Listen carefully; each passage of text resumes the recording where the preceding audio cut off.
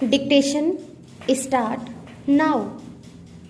Ever since the beginning of the community development program, I have taken deep interest in it.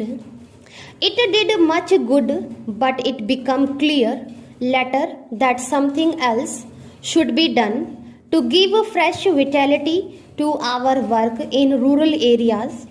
This impetus was provided by the Panchayati Raj program, which was not only an extension of community development but was also qualitatively somewhat different.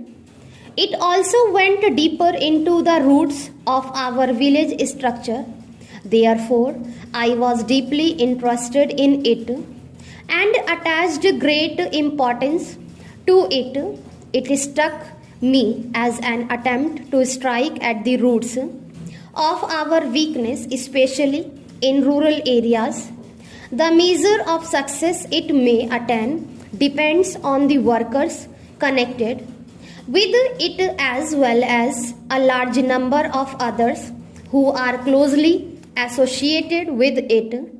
To what extent it has succeeded, it is difficult for me to say without more detailed information, but I am convinced that it is working on right lines, and if the people connected with it realize its inner significance, its success is assured. On achieving independence, we inherited not only various psychologies and habits of the British times, but also an administrative apparatus which, though good in its own way for the purpose the British government has in view, did not fit into the new order that we were trying to build. Many of our officials were well trained and good, but naturally they were too much tied up with the old order. We came to realize gradually what the whole outlook of our administrative structure has to change.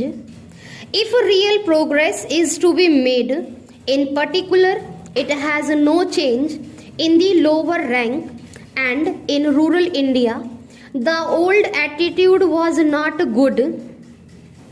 It had to replaced by full identification with the mass of our people and a growing responsibility being cast on the people themselves.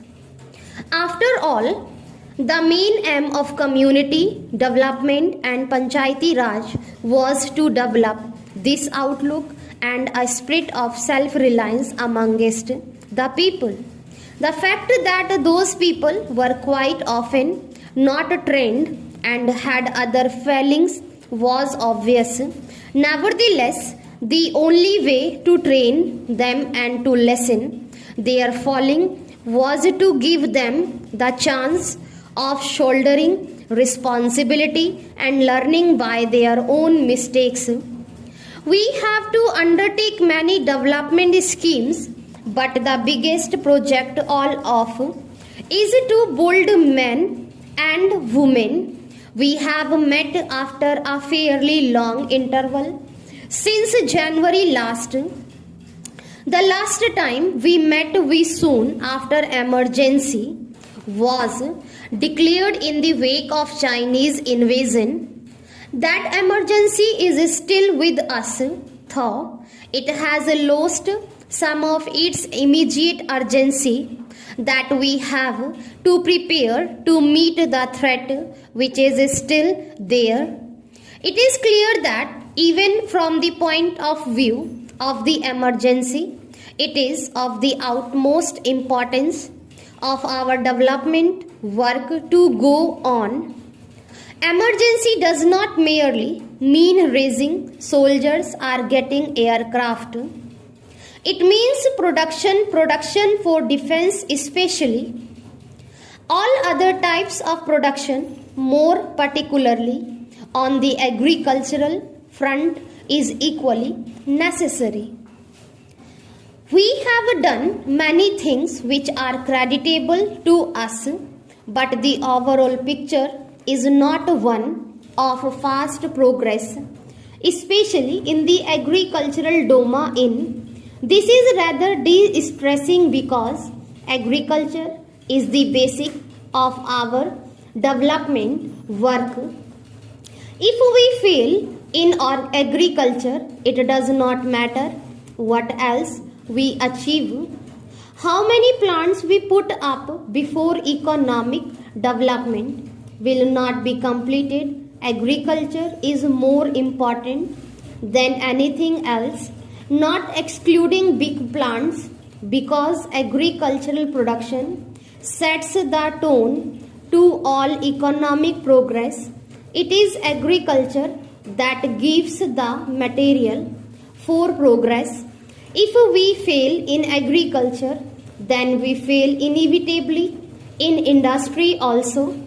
I am laying stress on this because, in spite of the emphasis on this, it appears to me that agriculture is often considered a routine job not deserving to be taken charge of by the brightest of the ministers. Agriculture is more important by itself than any chief minister. You may say chief ministers are all important in a government, of course. From the point of departments and administration, chief minister's portfolio is most important. I should not be sorry if the chief minister himself took charge of agriculture. It must be done by a man with a sense of devotion to work, with energy and enthusiasm, and some ideas. That is unfortunately not so now. In any case, that is not the impression we get. Progress had been satisfactory. Even in regard to another matter, land reforms, it is intimately connected with agricultural progress, and as a problem, it has been with us ever since, because became independent indeed.